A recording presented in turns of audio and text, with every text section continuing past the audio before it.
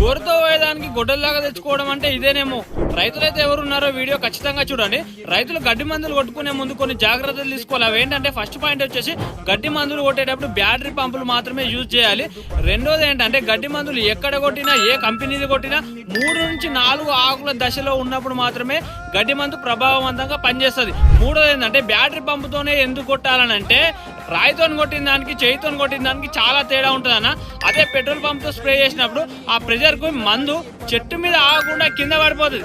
అదే battery pump తో spray చేసినప్పుడు తుంపలు అనేవి చిన్నగా ఉంటాయి, చెట్టు మీదనే ఆగుతాయి. ఈ డిఫరెన్స్ అనేది రైతులు గమనించాలి. కొంతమంది అంటారు ఏ చెప్తో కొట్టుకుంటే ఏముందన్నా అంటే కొంచెం బ్రాండెడ్ చెప్తో కొట్టుకున్న వారికి రబ్బర్ చెప్తో కొట్టుకున్న వారికి తేడా ఉంటది.